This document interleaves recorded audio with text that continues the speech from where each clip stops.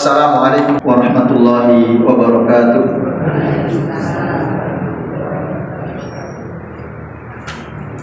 Innal hamdalillah nahmaduhu wa nasta'inuhu wa nastaghfiruh wa na'udzu billahi min shururi anfusina wa min sayyiati a'malina.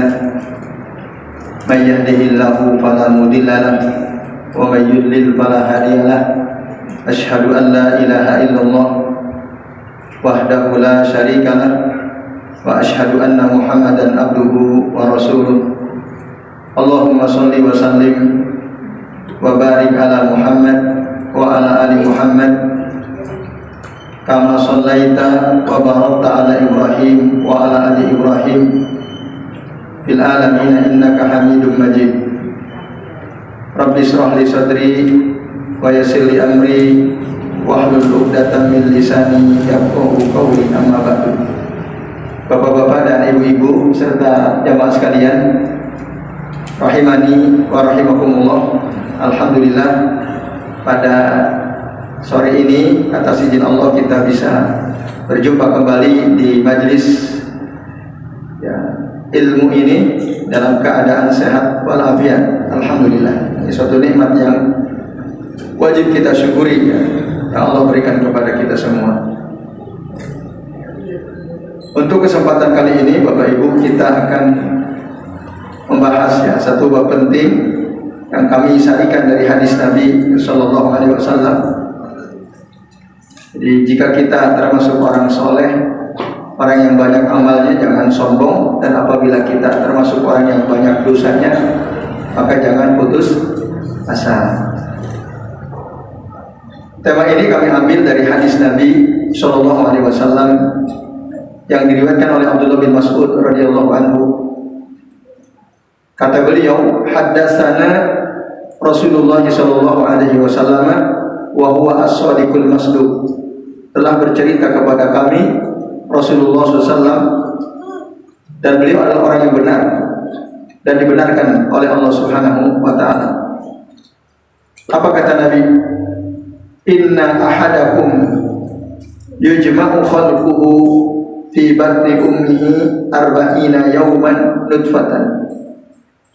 Sesungguhnya salah seorang di antara kalian dikumpulkan penciptaannya di perut ibunya selama 40 hari berupa air mani. Summa kemudian yakunu alaqatan misla dzalika. Kemudian setelah itu menjadi segumpal darah dalam waktu 40 hari juga. Summa yakunu mudghatan misla dzalik. Kemudian setelah 40 hari kedua berubah menjadi segumpal daging dalam jangka waktu 40 hari juga. Berarti kalau dikali 3, 40 hari kali 3 berapa? 120 hari. 120 hari sama dengan berapa bulan?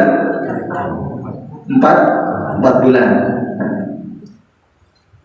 Nah, ketika usia si janin di rahim si ibu itu 4 bulan, summa yab'asullahu ilaihi malakan. Kemudian Allah mengutus ke si janin ini malaikat bi arba'i kalimatin, dengan 4 kalimat.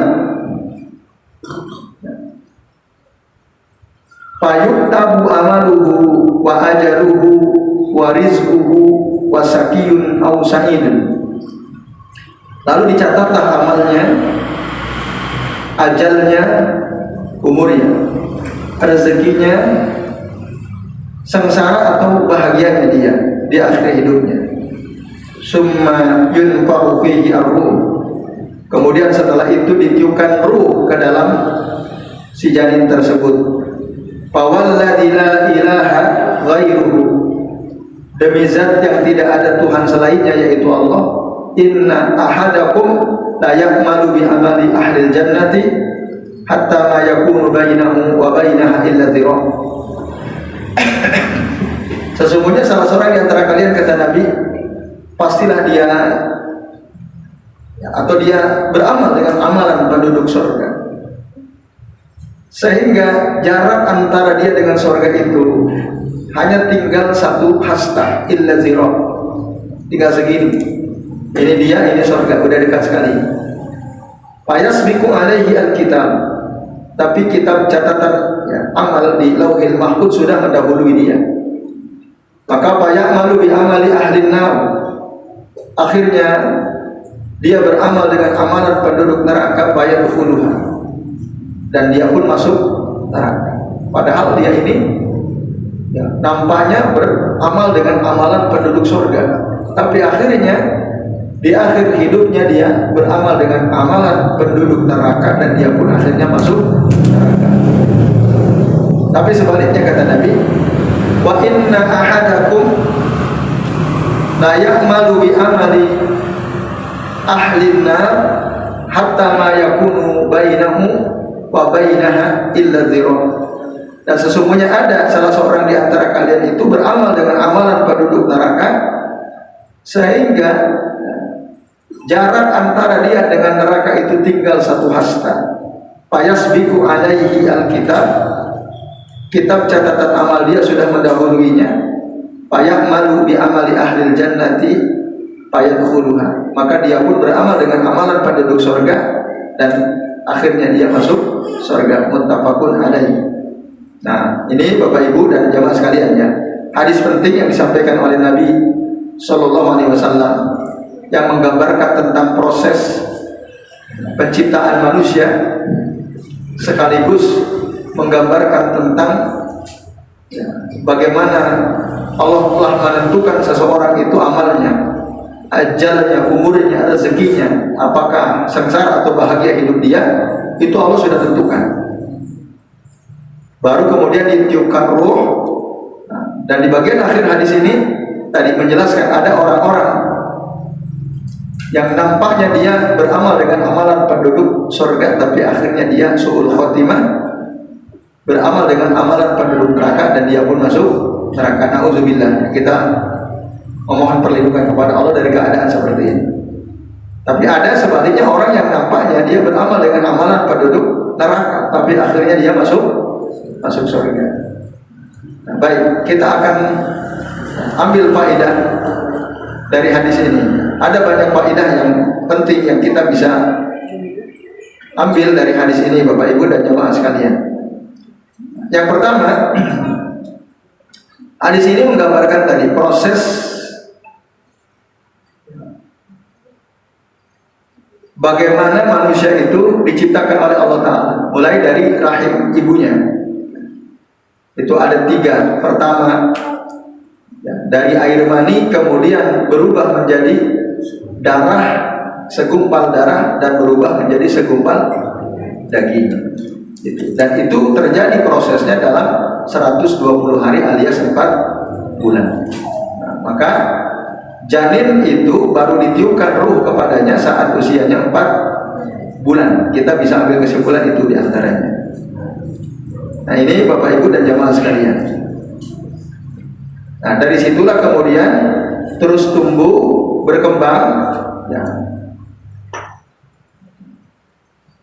si janin ini ya.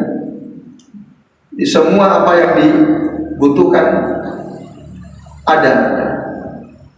Telinganya, matanya, tulangnya ya, tersusun semakin sempurna.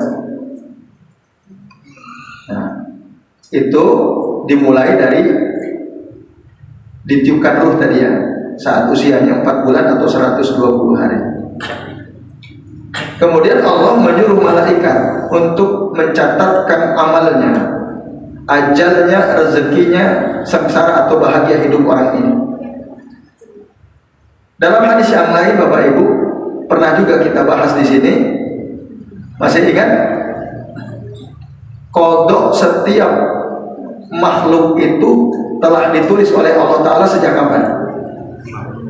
Sejak 50.000 tahun sebelum Allah menciptakan langit dan bumi.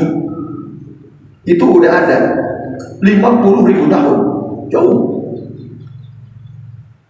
Kalau kita ditanya kapan bumi dan langit diciptakan, tahun berapa? Ada yang tahu nggak? Ya, tahu. Tapi yang jelas, ya, takdir kita, kodoknya kita, setiap makhluk itu Allah sudah tentukan 50.000 tahun. Langit dan bumi diciptakan dalam 6 masa. Huwallazi Allahul ladzi khalaqas samawati wal arda wa ma bainahuma fi sittati ayyamin summastawa 'alal 'arsy. Dalam surah As-Sajdah ayat 4-nya. Dialah Allah yang telah menciptakan langit dan bumi dan apa-apa yang ada di antara keduanya dalam 6 masa, dalam 6 hari. Kemudian saat itu Allah istawa, bersemayam di atas arsy. Langit dan bumi, Bu, menurut panjenengan kira-kira duluan mana diciptakan? Bareng. Ada dalilnya nggak? Kira-kira langit dan bumi mana lebih dulu diciptakan oleh Allah Ta'ala? Langit jadi dan bumi itu berubah, kemudian bisa. Berarti bareng. Ada yang punya pendapat lain atau pernah baca? Langit dulu, baru bumi. Dari mana, Bu, kesimpulan itu diambil? Kira-kira. Kenapa, Bu? Allah ada di atas, terus di atas langit ketujuh, Bu, ya. Ya, yang betul kalau kita kembali kepada Al-Quran, ya, dalam surah Fussilat ayat 9 sampai 12, di situ ada keterangan. Surah apa? Coba buka surah Fussilat ayat 9 sampai 12.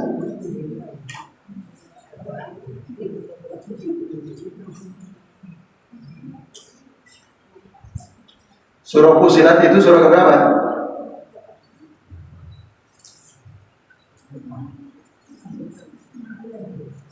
Surah berapa, Bu? Surah ke-41, ya. Ayat 9 sampai 12. Coba perhatikan. Nah, kita baca ya ayat 9 sampai 12 ini, Bapak Ibu dan jemaah sekalian rahimani wa rahimakumullah. Ya. Ini penting pengetahuan. Mana sih sebenarnya yang duluan Allah ciptakan, bumi dulu apa langit dulu atau sebaliknya? Coba ya, kita perhatikan. Kami baca ya. Faqadahunna sab'a samawatin fi yaumaini wa auha fi kulli sama'in amroha wa zayyana as-sama'a ad-dunya bimasabiha wa hifdza dzalika takdirul azizil alim. Ayat maaf itu 12 ya. Ayat 9. Ya, Qul a'innakum latakfuruna billadzi khalaqal arda fi yawmaini wa taj'aluna lahu andada dzalika rabbul alamin. Katakanlah, pantaskah kamu ingkar kepada Tuhan yang menciptakan bumi? Tuhan yang menciptakan bumi dalam 2 masa. Jadi Bapak Ibu, langit dan bumi itu dan apa-apa yang ada di antara keduanya tadi berdasarkan keterangan Allah dalam surah As-Sajdah ayat 4 yang tadi saya kutip itu. Allahul ladzi khalaqas samawati wal arda wa ma bainahuma fi sittati ayyam. Dialah Allah yang telah menciptakan langit dan bumi dalam 6 masa dan apa-apa yang ada di antara keduanya dalam 6 hari fi sittati ayyam. Summa stawa 'alal 'arsy. Kemudian Allah istiwa di atas arsy. Nah, 6 itu 2 hari Allah ciptakan bumi, 2 hari Allah ciptakan seluruh isinya, 2 hari Allah ciptakan langit. Total berapa? 6. Jadi ya, bumi dulu, baru seluruh isinya, kemudian setelah itu Allah ciptakan langit. Mari kita lihat ya di ayat ini tadi.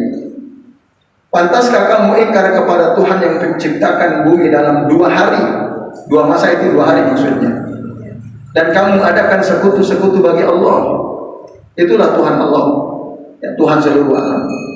Wa ja'ala fiha rawasiya min fawqiha. Lalu Allah ciptakan pada bumi itu gunung-gunung yang kokoh di atasnya, wa baraka fiha, dan kemudian dia berkahi, bumi itu diberkahi oleh Allah Ta'ala, wa qaddara fiha aqwataha, dan Allah tentukan makanan-makanan bagi para penghuninya, bi arba'ati ayyamin sawa'an lisailin, dalam 4 hari yang cukup untuk memenuhi kebutuhan mereka yang memerlukannya. Nah, jadi Allah ciptakan bumi dan seluruh isinya itu 4 hari. Buminya 2 hari, seluruh isinya 2 hari, total 4. Semua apa yang ada di bumi ini untuk memenuhi kebutuhan para penghuni bumi. Jadi Bapak Ibu, kita ini nggak akan pernah kekurangan bahan makanan. Nggak akan. Allah sudah cukupkan dari dulu. Maka kelirulah kalau ada orang mengatakan lama-lama nanti kalau manusia semakin banyak, bumi akan habis. Ya, enggak. Allah ciptakan cukup sampai hari akhir, tidak mungkin kekurangan. Maka kalau di barat itu karena kekhawatiran nanti kekurangan bahan makanan, dibatasi. Setiap keluarga anaknya dibatasi hanya 2 orang saja, gitu ya. Sama mungkin juga di kita begitu sekarang kan. Maka hampir seluruh ibu-ibu kalau ditanya sekarang, Bu, jenengan kalau punya anak maksimal pengennya berapa? Berapa kira-kira Bu jawabannya? Rata-rata ibu-ibu zaman sekarang 2. Kalau dulu berapa Bu? 11 gitu ya. 8. Harusnya ya begitu. Nah, makanya Nabi itu menyuruh para sahabat untuk menikahi tazawwaju al-waluda wal walud fa inni mukasirun bikumul umam. Kata Nabi, nikahilah oleh kalian wanita-wanita yang berpotensi punya banyak anak dan penuh kasih sayang, karena sesungguhnya aku ini bangga dengan banyaknya umat. Ini malah 2 aja gitu ya. Padahal disuruh banyak. Itu rezeki itu udah ada yang tanggung Bapak Ibu ya, nggak usah takut. Nah, ditambah lagi orang di zaman sekarang kalau ada ibu-ibu anaknya banyak diomongin, dibully gitu ya. Nah ini kacau lagi gitu ya. Wah ini akeh tenan anaknya gitu ya. Nah, harusnya itu jadi motivasi untuk kita, oh kenapa saya tidak gitu. Nah ini Bapak Ibu, rezeki Allah yang atur Allah. Nah, jadi jangan takut miskin, kata Allah, nahnu narzuqukum wa iyyahum. Kami kasih rezeki. Ya, kami yang kasih rezeki, dan mereka anak-anak kalian pun kami yang ngasih rezeki. Itu Allah yang ngasih. Enggak usah takut, Bu.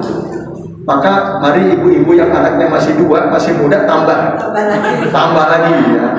Kalau bisa minimal 7 ya. Nah, seperti Rasulullah kan putranya 7 ya. Nah, maka kami sendiri pun anak kami sudah 6 ini ya. Alhamdulillah ya. Nah, itu Bapak Ibu dan sekalian. Nah, jadi itu sudah di. Nah, kembali ke ini tadi ya. Tadi ayat berapa 10 tadi ya? Sudah dipenuhi. Ayat 11 saja lihat. Summastawa ila samai wa hiya dukhanun. Kemudian dia Allah menuju ke langit. Allah menuju ke atas maksudnya. Nah, coba perhatikan, wahiyya dukhanun. Apa artinya itu? Jadi waktu itu langit masih berupa asap. Langit udah jadi belum? Kalau bumi udah jadi belum? Berarti duluan mana? Bumi. Iya, ini jawabannya ada dalam surah Fussilat. Dalam surah Fussilat jelas. Nah, jadi bumi dulu baru Allah naik ke atas. Waktu itu langit masih berupa asap. Faqala laha, lalu Allah berkata kepada bumi dan langit dan bumi, walil ardi itiya tau'an aw karha, datanglah kamu berdua menurut perintahku dengan patuh atau terpaksa. Qalata, lalu langit dan bumi pun berkata, ataina ta'iin, kami datang dengan penuh dengan patuh ya. Disuruh datang oleh Allah kepadanya. Lalu di ayat yang ke-12-nya, faqadahunna sab'a samawatin fi yawmaini. Nah, lalu Allah menciptakan 7 lapis langit juga dalam 2 masa. Tadi bumi diciptakan berapa hari? 2 hari. Segala isinya berapa hari? Langit berapa hari? Total berapa? Nah, sesuai dengan surah As-Sajdah ayat 4. Jadi 7 lapis langit diciptakan dalam 2 hari. Wa auha fi kulli sama'in amruha. Lalu kemudian Allah mewahyukan urusan masing-masing kepada setiap langit itu. Wa zayyanaha wa zayyana as-samaa'a ad-dunya bimasabiha wa hifdhan. Dan kami, kata Allah Ta'ala,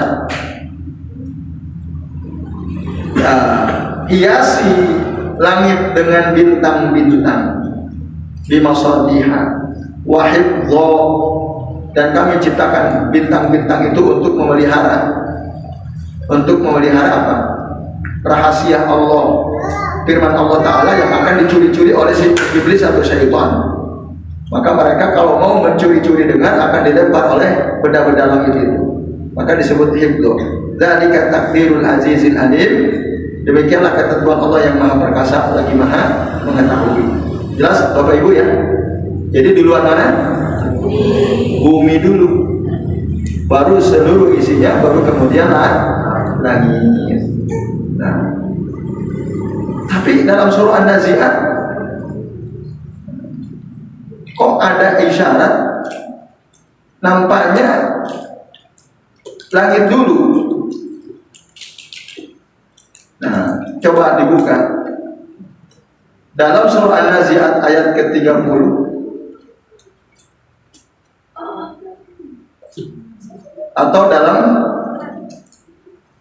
ini deh ayat 27 sampai ayat 30 surah apa? An-Nazi'at ayat 27 sampai ayat 30 Bapak Ibu. Sudah ketemu? An-Nazi'at. Kita perhatikan. A'antum asyaddu khalqan amis sama'u banaha. Apakah penciptaan kamu yang lebih hebat ataukah langit yang telah dibangun oleh Allah Subhanahu wa Ta'ala? Bapak Ibu, kira-kira lebih susah menciptakan langit atau menciptakan manusia? Lebih hebat menciptakan langit atau menciptakan manusia kira-kira? Langit. Manusia cuma segini. Langit besarnya kita nggak tahu, lebarnya 7 lapis langit. Ada nggak yang tahu lebarnya langit berapa? Kalau kita kan gampang, lebarnya berapa diukur aja, tingginya berapa diukur. Langit nggak ada yang tahu lebarnya berapa, panjangnya berapa. Tapi kalau tebalnya setiap lapis langit, ada riwayat yang menerangkan masiratu khamsimiati sana. Tebalnya satu langit Bapak Ibu itu tebalnya sejauh perjalanan 500 tahun. Kira-kira kalau diukur pakai meteran berapa meter? Penciptaan langit lebih dahsyat, manusia lebih gampang. Jadi itu Rafa samkaha fasawwaha. Dia Allah telah meninggikan bangunan langit itu, lalu Allah sempurnakan. Wa abtasha lailaha wa akhraja duhaha. Lalu Allah menjadikan malamnya itu gelap gulita, dan wa akhraja duhaha, Allah menjadikan siangnya terang benderang. Nah, kemudian wal ardo ba'da dzalika dahaha. Dan setelah itu, perhatikan kata setelah itu, dan setelah itu bumi dia atau Allah lemparkan. Kata setelah itu berarti bumi itu sebelum atau sesudah? Nah, sesudah kan? Iki piye gitu. Nah, Bapak Ibu dan sekalian, sebenarnya gampang ya. Jadi penjelasannya gini, maka tidak heran jika ada sebagian ulama mengatakan langit dulu baru bumi. Mana dasar mereka yang mengatakan Allah ciptakan langit dulu baru bumi? Ya ini surah An-Nazi'at ini ayat 27 sampai 30. Karena bumi itu disebutkan wal ardu ba'da dzalika dahaha. Langit dulu, setelah itu baru bumi. Bapak Ibu, kata para ulama tidak demikian. Karena dalam surah Fusilat ayat 9 sampai 12 tadi clear jelas. Waktu bumi sudah jadi, seluruh isinya sudah jadi, langit baru berapa asap, belum jadi. Sementara yang dimaksud surah An-Nazi'at ini, jadi setelah bumi jadi, seluruh isinya jadi, lalu Allah ciptakan langit dalam 2 hari jadi, total 6 hari, baru setelah itu Allah hamparkan bumi. Nah, jadi yang dimaksud setelah itu penghamparan buminya, kalau penciptaannya duluan, gitu. Nah, takdir kita manusia ini, ketentuannya itu sudah Allah catat jauh sebelum itu. Khamsuna alfasana qabla an yakhluqas samawati wal arda. Nah itu. Lalu kok di sini dalam hadis ini malaikat disuruh oleh Allah untuk mencatat apa tadi katanya? Ada 4 hal ya. Suruh dicatat apanya? Amalnya, ajalnya, rezekinya, sengsara atau bahagia hidupnya. Katanya 50.000 tahun, ya kan? Sebelum Allah ciptakan langit dan bumi. Kok dicatat lagi? Itu gimana maksudnya? Yang benar yang mana? Kalau Bapak Ibu kita baca hadis tadi, kita perhatikan hadis ini. Kapan seseorang itu dicatat amalnya, ajalnya, rezekinya, bahagia atau sengsara hidupnya? Kapan? Saat sebelum ditiupkan ruh. Jadi ketika usia si bayi itu di rahim ibunya 4 baru tuh dicatat. Allah nyuruh catat nih. Amalnya bagaimana, ajalnya bagaimana, rezekinya bagaimana, bahagia atau tidak nih orang. Itu dicatat. Loh katanya 50.000 tahun sebelum langit dan bumi diciptakan. Iya. Nah kok ada kontradiksi? Enggak. Semua dicatat 50.000 tahun. Itu namanya kitabah ammah. Catatan umumnya ada, sudah. Rinciannya, rinciannya setiap orang itu akan dicatat ulang, gitu. Dari mana catatan ini diambil? Ya dari yang udah ada di Lauhul Mahfuz, gitu. Jadi dicatat ulang. Nah ini namanya kitabah khosoh, gitu, tulisan khusus. Dan itu diambil dari kitab, dari tulisan yang ada di Lauhul Mahfuz, Bapak Ibu dan jemaah sekalian. Nah itu. Ini ya, jadi semua catatan yang baru itu juga diambilnya al-manqulatu minal Lauhul Mahfuz. Jadi Bapak Ibu dan jemaah sekalian rahimani wa rahimakumullah. Ya. Maksud dicatat amalnya itu gimana? Bapak Ibu dan sekalian. Nah, maksudnya yang dicatat amalnya itu Bapak Ibu, ya. Apakah amalan si jabang bayi ini kelak amalnya amal soleh atau amal yang tidak soleh? Itu sudah ditentukan. Kemudian ajalnya itu berapa usia dia hidup di dunia ini? Itu sudah ditentukan. Kita nggak tahu, tidak ada yang tahu kapan kita ajal kita ini, kapan kita mati. Ketetapannya sudah ada, Bapak Ibu. Maka kita harusnya senantiasa waspada. Karena kita nggak tahu kapan kita mati kan? Ya atau tidak? Jadi jangan ya asal hidup ini. Makanya Rasul mengatakan ya, aksiru fi zikri hazimil ladzat. Perbanyaklah oleh kalian mengingat penghancur kelezatan, yakni al-maut, kematian. Kalau bisa setiap saat Pak, kita ingat mati. Ya Allah, kapan saya mati? nggak tahu gitu ya. Nah itu ingat, karena dengan kita ingat mati, insya Allah kita akan menambah amal-amal kita. Nah ini Bapak Ibu ya. Rezeki juga begitu, dicatat, sudah ditetapkan. Maka qanaahlah. Qanaah itu apa? Puaslah dengan apa yang sudah Allah bagikan. Enggak usah enggak terima, jangan. Karena setiap kita udah ditetapkan rezekinya gitu. Tapi usaha harus gitu. Maka seberapapun yang kita dapatkan rezeki Bapak Ibu ya, disyukuri. Itulah pembagian dari Allah Ta'ala. Karena udah ditentuin, disyukuri. Ikhtiar harus.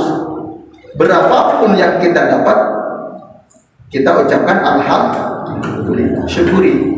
Karena udah ya. Sehebat apapun kita berusaha, kira-kira akan melampaui ketetapan Allah atau tidak? Tidak. Karena semua sudah ditetapkan rezekinya. Tapi usaha tentu harus ya. Kemudian yang keempat tadi, asakiyun huwa sa'idun. Apakah sengsara atau bahagia hidupnya, terutama di bagian akhir hidupnya? Itu juga ada, sudah ketetapannya, udah ada catatannya. Dan kita nggak ngerti gitu, kita nggak paham bagaimana akhir kesudahan hidup kita ini, bahagia, husnul khotimah atau sengsara, su'ul khotimah. Allahu a'lam, hanya Allah yang tahu ya Bapak Ibu dan jamaah sekalian. Nah itu, maka ya, kita harus selalu berusaha menambah amal-amal soleh kita dan berdoa kepada Allah Ta'ala supaya ya, amal kita itu senantiasa diperbaiki oleh Allah Ta'ala. Kan ada doa tuh yang sering dibaca oleh Nabi, Allahumma aslih li, ya Allah perbaikilah untukku. Ada yang hafal kan ya Pak? Dinana, atau Allahumma aslih lana dinana alladzi huwa ismatu amrina.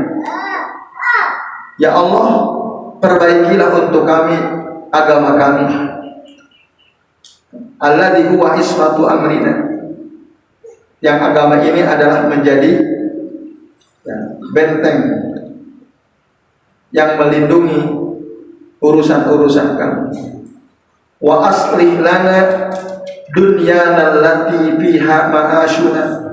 Ya Allah perbaikilah dunia kami yang mana kami hidup di dalamnya. Aslih lana dunyana allati fiha ma'ashuna, di mana kami hidup, perbaiki dunia kami ya Allah.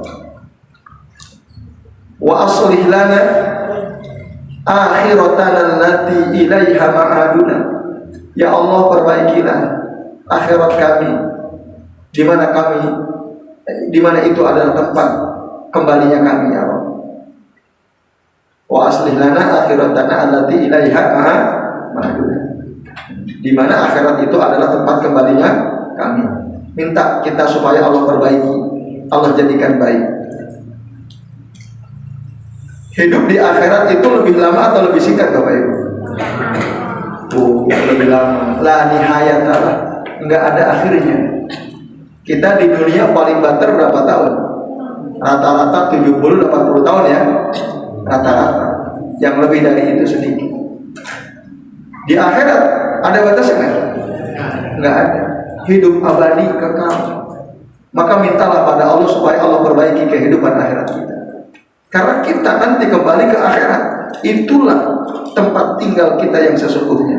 Maka jadikanlah dunia ini sebagai tempat untuk menanam ya, kebaikan-kebaikan yang kelak nanti ketika kita pindah ke alam akhir, tinggal memanen, perbanyak amal baik.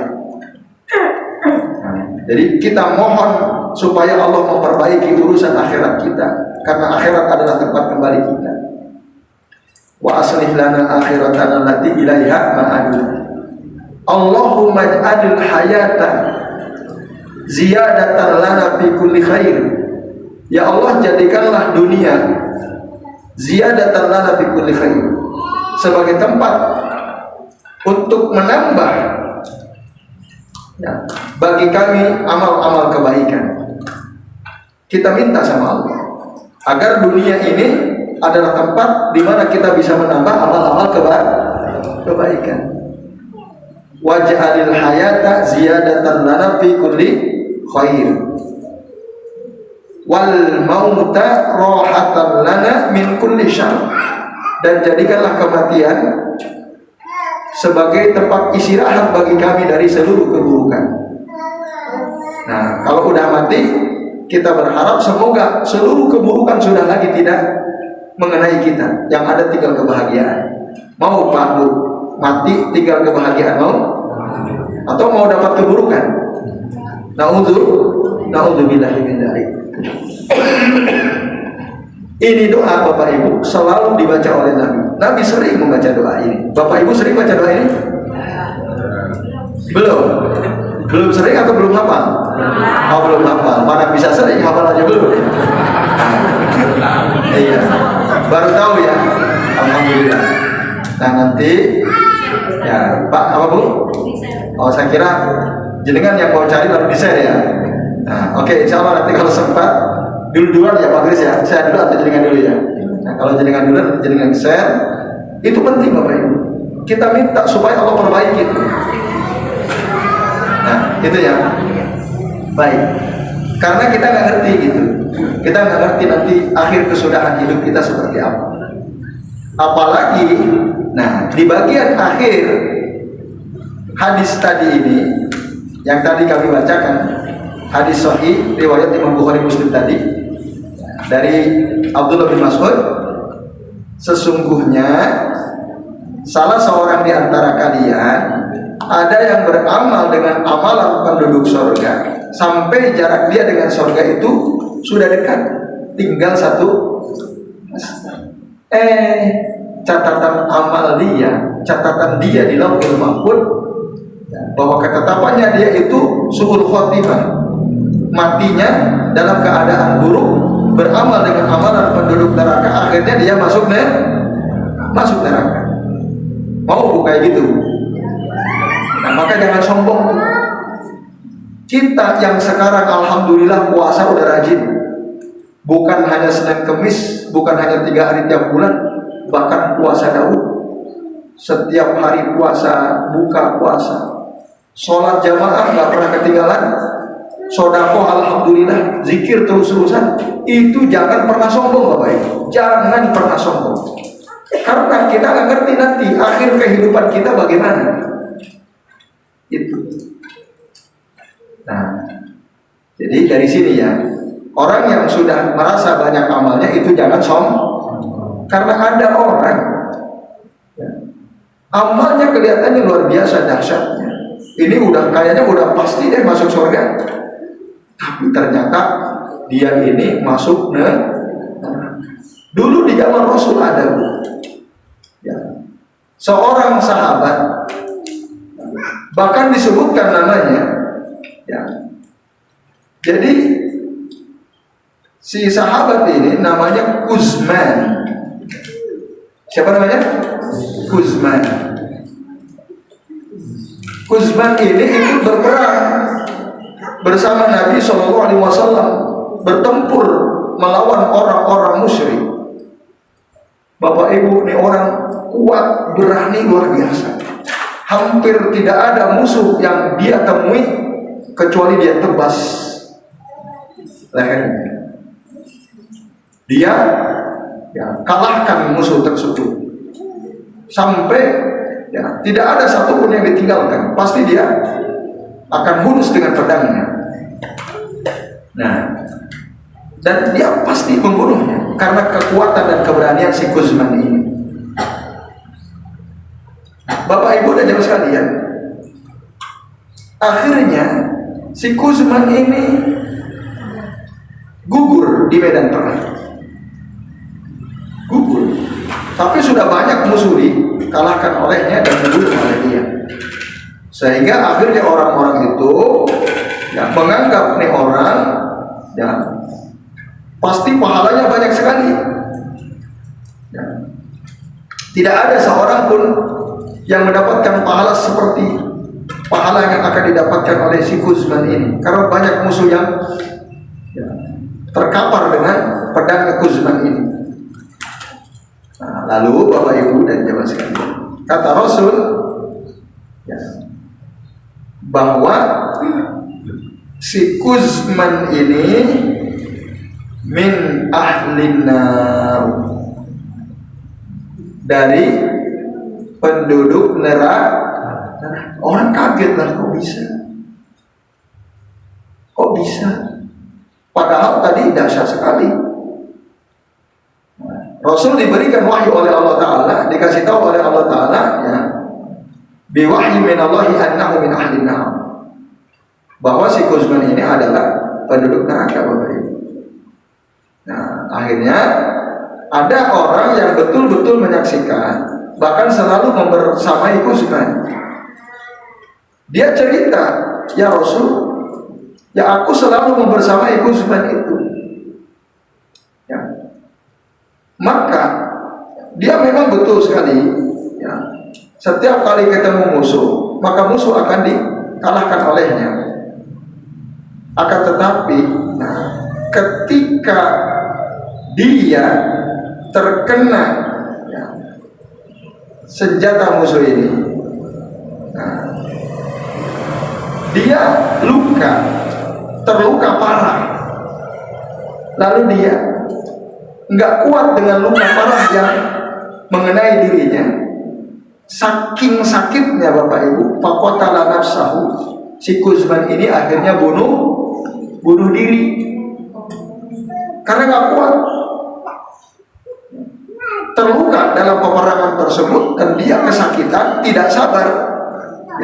Juriha jurhan sadidan fastajala al-mauta fawada'a nasla sayfihi fil ardi wa dhubabahu baina sadyaihi. Dia letakkan gagang pedang itu di bumi, di tanah, lalu ujung pedang itu dia letakkan di tengah-tengah dadanya. Nah, itu ya. Summa tahamala alaihi faqatala nafsahu. Lalu dia bunuh dirinya. Dia jatuhkan badannya, tembus pedang itu, lalu dia mati. Karena dia enggak kuat menahan luka-luka yang ada pada dirinya.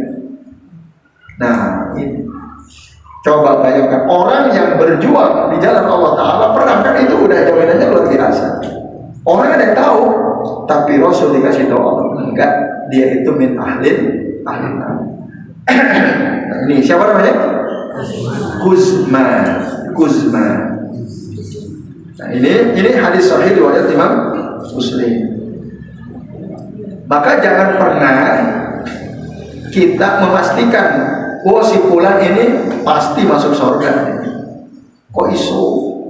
Oh, sholat jamaahnya kelihatan datang ke masjid nomor 1 terus, yang lain belum datang dia datang, bahkan muadzin. Kan gitu. Setiap hari Kamis, Senin hampir nggak pernah puasa terus. Nah, si bubulan atau Pak Bulan ini pasti masuk surga. Boleh nggak begitu? Nggak boleh. Kecuali ada dalil dari Nabi SAW. Nah, orang hidup di zaman sekarang nggak mungkin ada dalil dari Nabi. Ya, Mas Fahmi pasti masuk surga, kan nggak mungkin. Beliau hidupnya jauh setelah Nabi wafat. Kita semua sama. Ya, itu ya. Maka nggak boleh kita memastikan seseorang itu pasti masuk surga. Paling kita bisa berharap semoga si bapak ini, si ibu ini min ahlil jannah. Paling bisa begitu Bapak Ibu. Nah, ini. Sebaliknya juga nggak boleh tuh kita mengklaim si fulan ini pasti masuk neraka. Ada orang gitu ya, buruk sekali perbuatan, hampir semua kejahatan dia lakukan. Lalu kita bilang ini orang pasti masuk neraka. Boleh atau tidak? Enggak boleh. Karena Nabi mengatakan di hadis bagian akhir ini, wa inna ahadakum la ya'malu bi amali ahli nar hatta ma yakunu bainahu wa bainaha illa zira' fa yasbiqu alaihi alkitab fa ya'malu bi amali ahli jannah fa yadkhulu. Ada salah seorang di antara kalian yang beramal dengan amalan penduduk neraka, sehingga jarak dia dengan neraka kita tinggal satu hasta, tapi kitab catatan amal dia sudah ada di Lauhul Mahfuz, sudah mendahului dia. Akhirnya dia pun beramal dengan amalan penduduk surga dan dia pun masuk surga. Masih ingat kan? Ada orang membunuh 100 orang, ya kan? Dia ingin taubat, udah 99 orang. Dia mau taubat, dia temui orang yang menurut dia bisa memberikan fatwa. Bisa nggak nih saya taubat? Saya udah membunuh 99 orang. Ya. Orang pertama yang ditanya bilang, oh nggak bisa, udah terlalu banyak dosamu. Kamu nggak bisa diterima taubat. Akhirnya dibunuh sama dia. Wah ini, ya, bunuh 100 kita. Cari lagi orang alim, ketemu. Ya, ditanya sama, bisa nggak nih saya taubat? Bisa. Caranya gimana? Kamu harus hijrah. Tinggalkan kampungmu, pergi ke kampung sana. Nah, akhirnya dia senang, ada harapan. Lalu akhirnya dia pun diceritakan oleh Nabi melakukan safar untuk menuju negeri yang ditunjukkan oleh orang alim tersebut, tapi di tengah jalan meninggal dunia, nah, dalam safar untuk hijrah itu. Dan akhirnya para malaikat, ya malaikat itu ini apa ini penduduk neraka atau surga nih gitu ya, karena udah banyak sekali membunuh orang sementara dia masih lagi safar. Akhirnya kata Nabi, ya, untuk supaya adil ukur jarak yang sudah ditempuh dan yang belum ditempuh lebih jauh mana. Setelah diukur ternyata jarak yang sudah ditempuh lebih jauh. Akhirnya dia diputuskan masuk surga. Padahal tadi sering membunuh orang. Nah kita nggak tahu. Dan bahayanya kalau kita memastikan kita ambil ini orang pasti masuk neraka, itu nggak boleh. Satu apa? Adab, kita nggak punya adab sama Allah tuh, mendahului Allah Subhanahu wa ta'ala. Qalilul adab, itu hak Allah, kita nggak bisa pastikan. Yang kedua, kelak nanti justru kita karena tidak punya adab sama Allah, kita akan dimasukkan ke dalam neraka. Rasul pernah cerita, ada 2 orang, satu orang yang sering beramal soleh, yang satu sering berbuat maksiat. Nah yang soleh ini selalu nasihati kepada yang berbuat maksiat ini, boyo sadar kamu, jangan berbuat maksiat terus, itu berbahaya gitu ya. Nah akhirnya orang yang banyak berbuat dosa ini, ya, dia menurut yang menasihati ini susah gitu ya, susah dikasih tahu. Padahal yang sering berbuat maksiat kan tidak 24 jam diketahui oleh orang yang soleh ini. Bisa jadi setiap malam dia terbangun, ambil air wudhu, sholat 2 rakaat sambil nangis terisak-isak. Tahu nggak kira-kira? Kan nggak tahu ya. Lalu digoda syaitan berbuat maksiat lagi, begitu seterusnya. Akhirnya orang soleh ini bilang, ya, Allah pasti akan mengazabmu dan kamu tidak akan masuk surga, kamu masih masuk neraka. Akhirnya Allah wafatkan orang itu, dua-duanya. Lalu dipertemukan di hadapan Allah Ta'ala. Nah yang terjadi apa Bu? Ringkas cerita, orang yang dianggap banyak berbuat maksiat itu akhirnya oleh Allah dimasukkan ke dalam surga, sementara orang yang tadi yang banyak beramal soleh itu akhirnya oleh Allah disuruh untuk masuk neraka. Sebab apa? Tadi ya, dia memastikan sesuatu yang itu adalah haknya Allah Ta'ala, kita nggak bisa pastiin gitu. Maka kalau kita melihat ada orang soleh, maka kita ucapkan ya, mudah-mudahan dia menjadi penduduk surga. Kalau kita lihat ada orang kok jahat sekali, ya, jangan dia pasti masuk neraka, jangan. Tapi gimana? Saya khawatirnya orang masuk neraka, saya khawatir. yang kita pastikan. Nah itu adab kepada Allah Subhanahu wa Ta'ala. Nah ini Bapak Ibu dan sekalian. Jadi ya, kesimpulannya adalah tadi, jangan ya sombong ketika amal soleh kita itu banyak ya. Dan jangan putus asa ketika kita banyak berbuat dosa. Bapak Ibu, akan selalu ada ampunan Allah Ta'ala. Bahkan dalam beberapa pertemuan sebelumnya kita udah bahas ya, bagaimana Allah Ta'ala dalam Al-Quran mengatakan kepada Rasulullah, katakan wahai Muhammad, ya ibadiyalladzina asrafu ala anfusihim, wahai hamba-hambaku yang berlebihan terhadap diri mereka sendiri, apa kan? La taqnatu min rahmatillah. Janganlah kalian putus asa dari rahmat Allah. Innallaha yaghfiru adz-dzunuba jami'an. Sesungguhnya Allah Ta'ala itu mengampuni seluruh dosa. Jadi ibu bapak ya, kalau ada di antara kita kok ya Allah dosa saya banyak banget, bagus, merasa banyak berdosa, tapi jangan putus asa. Mohonlah segera ampunan kepada Allah, beristighfarlah. Itu kalau toh kita merasa banyak dosa.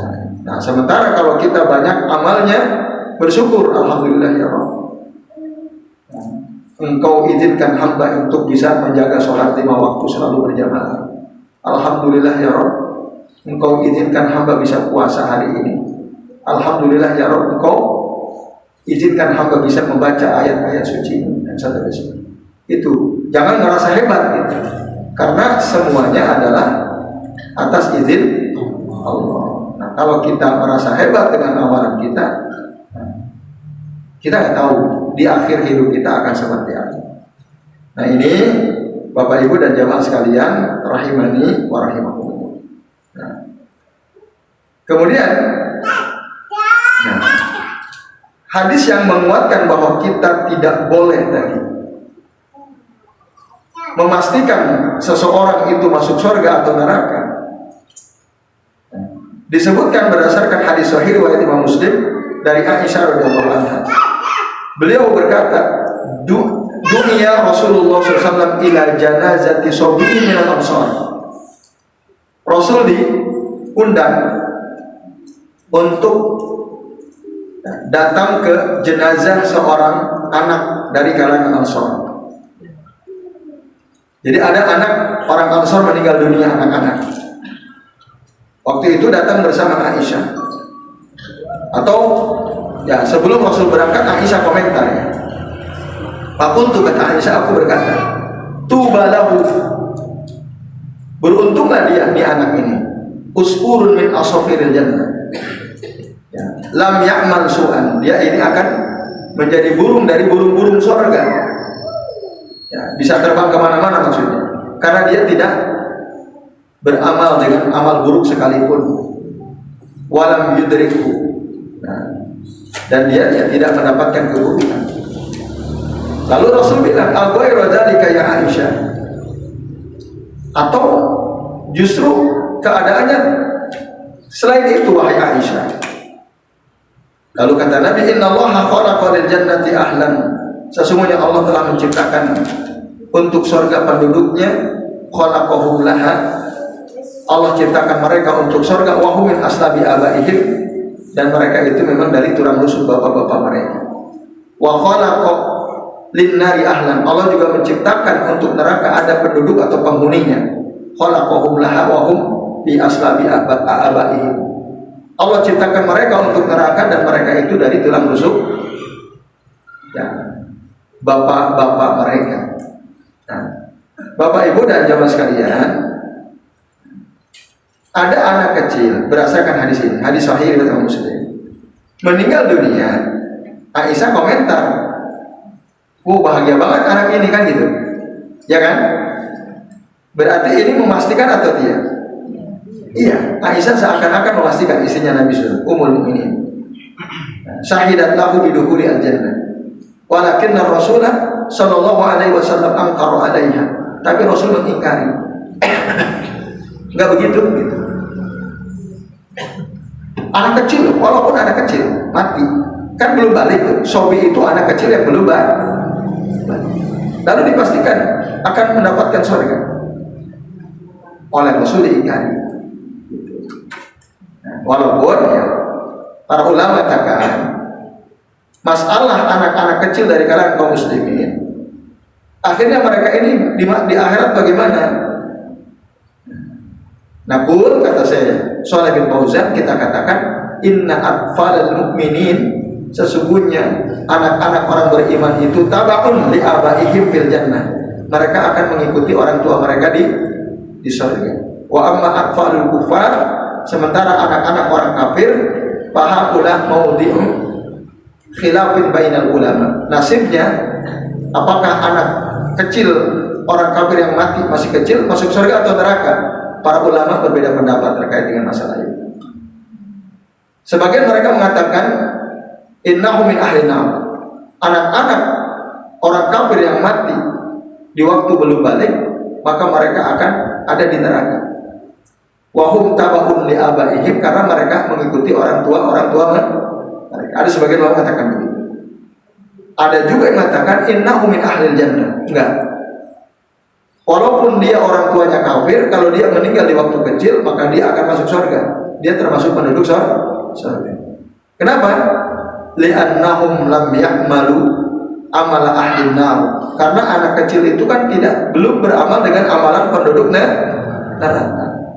Walaupun dia melakukan, kan belum mukallaf gitu ya. Maka dia fahu min ahlil jannah menurut pendapat kedua. Menurut pendapat ketiga, ya, mereka ada yang mengatakan innahu yursalu ilaihim rasulun yaumal qiyamah wa yad'uhum faman amanah dakhalal jannah wa man kafara dakhalan nar, katanya. Allah akan utus utusan kepada anak-anak kecil dari kalangan orang kafir itu kelak nanti pada hari kiamat. Lalu dia akan diseru untuk beriman. Kalau dia mengatakan aman tuh beriman, baru dia masuk surga. Tapi kalau dia kufur tidak mau, maka dia masuk neraka. Wallahu a'lam bishawab. Jadi ada 3 pendapat para ulama tentang nasib anak kecil yang mati dan orang tuanya orang kafir. Tapi tadi kalau kita kembali pada apa yang terjadi dialog antara Nabi dengan Aisyah radhiyallahu anha, jangan dipastikan gitu. Jangan. Karena kalau kita pastikan Rasul mengingkari. Kecuali ya, di zaman Rasul kan ada beberapa sahabat yang memang dijamin pasti masuk surga. Misal Abu Bakar fil jannah, Umar fil jannah, Utsman fil jannah, Ali fil jannah. Nah itu baru boleh. Kalau tidak maka jangan. Sesoleh apapun orang tersebut. Sebaliknya juga kita tidak boleh memastikan seseorang itu pasti masuk neraka. Kita hanya bisa berharap atau kita hanya bisa khawatir. Ini saya khawatir orang ini dia jadi penghuni neraka, misalnya seperti itu. Kalau dia orang jahat, kalau orang baik, saya berharap semoga dia menjadi penduduk surga. Jadi saya kira ini Bapak Ibu dan jemaah sekalian rahimani wa rahimakumullah, semoga bermanfaat ya. Tadi setidak-tidaknya semoga hadis-hadis ini mengingatkan kita agar jangan sampai kita merasa sombong tadi ya. Kalau kita memang sudah menjadi orang baik, teruslah mohon bantuan kepada Allah Ta'ala supaya kita kokoh di atas ketaatan kepada Allah Ta'ala, istiqomah di atas agama yang benar. Doanya gimana? Ya muqallibal qulubi sabbit qalbi ala dinik. Terus Allahumma musarrifal qulub sarrif qulubana ala ta'atik. Itu ya. Itu juga penting. Itu selalu juga dibaca oleh Nabi. Bapak Ibu hafal? Coba, ya muqallibal qulubi sabbit qalbi ala dinika. Ulangi ya. Ya muqallibal qulubi sabbit qalbi ala dinika. Coba Bapak Ibu. Ya muqallibal qulubi tsabbit qalbi ala dinika. Ini saya nggak ada door prize ya. Kalau ada yang hafal dapat door prize ya. Nah, ada yang hafal ya? Yang terakhir tadi, coba Bu. Masya Allah, barakallahu fiik. Ya, hafal itu. Satu lagi mana tadi? Itu artinya apa? Ya muqallibal qulub, wahai zat yang maha membolak-balikan hati, tetapkanlah hatiku di atas agamamu supaya istiqomah di atas Islam. Hafal Bu? Coba Ibu. Ya, satu-satu. Jenengan dulu baru jenengan ya. Ulang Bu.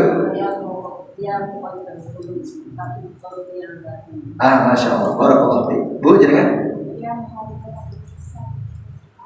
Barakallahu fiik. Nah, hafal ya. Yang lain hafal Bapak Ibu? Insya Allah. Satu lagi tadi hafal nggak?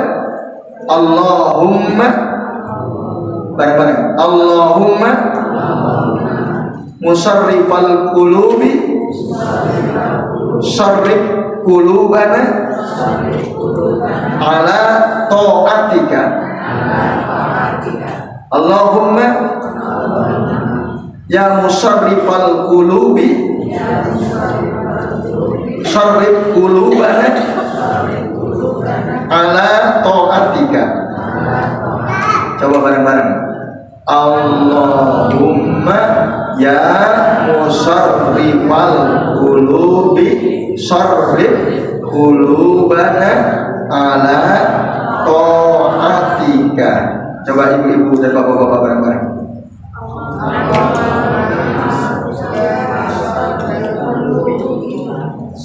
Sarrif ala ta'atika. Hafal? Ada yang hafal? Cung yang hafal?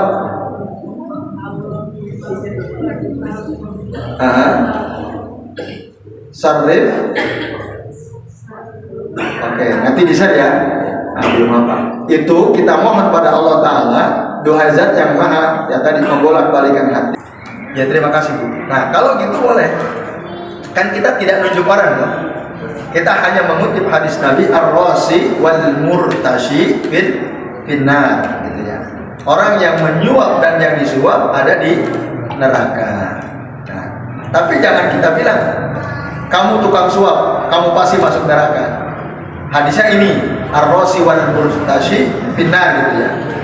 Benar hadis itu. Tapi kalau kita langsung pastikan, misalnya ada orang nyuap ya, langsung kita tuduh, nah kamu nyuap, kamu pasti masuk neraka. Nah itu nggak boleh. Walaupun memang ada dasarnya. Tapi kalau kita memastikan, karena kan kita nggak tahu apakah setelah itu dia bertobat atau tidak, ya kan? Nah, itu. Yaitu Bapak Ibu dan Ibu sekalian. Jadi tidak boleh memastikan, menentukan si fulan ini dia pasti masuk neraka. Tapi kalau kita hanya mengatakan orang yang menyuap dan orang yang disuap ada di neraka, itu boleh karena itu berdasarkan hadis Nabi Shallallahu Alaihi Wasallam. Yaitu Allah Alaihi Wasallam. Masih ada Bapak Ibu? Cukup? Nah, alhamdulillah. Ya, saya kira demikian ya, sekalian. Warahmatullah. Semoga bermanfaat dan kami mohon maaf apabila yang kami sampaikan ada kesalahan dan kekeliruan. Kalau tidak ada yang bertanya, ya sebelum kami akhiri, kami deh yang nanya ya. Bapak Ibu, waktu malaikat akan meniupkan ruh kepada jabang bayi yang ada di rahim ibunya, ada berapa perkara yang dicatat? 4. Satu apa? Satu? Amalnya, ajalnya, rezekinya, sengsara atau bahagia hidupnya. Betul sekali. Kemudian Bapak Ibu, proses kejadian manusia di rahim ibu itu sampai ditiup ruh kepada si jabang bayi itu berapa lama? Selama 4 bulan.